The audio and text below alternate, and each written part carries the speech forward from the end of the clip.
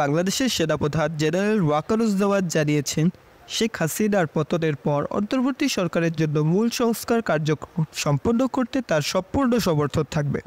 তিনি বলেন, আগামী 18 মাসের মধ্যে একটি সুষ্ঠু নির্বাচন আয়োজনের লক্ষ্যে যে কোনো পরিস্থিতিতে অন্তর্বর্তী সরকারকে সহায়তা করবেন তিনি। সোমবার 23 সেপ্টেম্বর ঢাকায় রয়টার্সের সাথে এক সাক্ষাৎকারে তিনি এসব মন্তব্য করেন।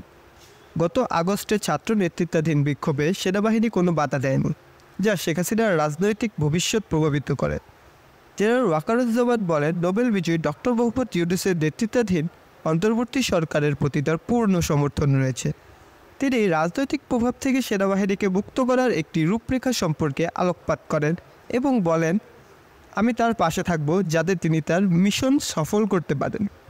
ডক্টর মোহাম্মদ ইউনূস বিচার বিভাগ, পুলিশ ও আর্থিক প্রতিষ্ঠানগুলো সংস্কারের প্রতিশ্রুতি দিয়েছেন। সেনাপ্রধান বলেছেন, 1 থেকে 1.5 বছরের মধ্যে গণতন্ত্রে উত্তরণ হওয়া উচিত। তবে তিনি ধৈর্য ধরার প্রয়োজনীয়তার উপরেও জোর দেন। গত জুলাইয়ে সরকারি চাকরিতে কোটা সংস্কারের দাবিতে আন্দোলন শুরু হলে তা দ্রুত সরকার বিরোধী গণ-অভ্যুত্থানের রূপ নেয়। এই আন্দোলনে 1000-এর বেশি মানুষ শহীদ হয়, যা বাংলাদেশের ইতিহাসে একটি উল্লেখযোগ্য অধ্যায়।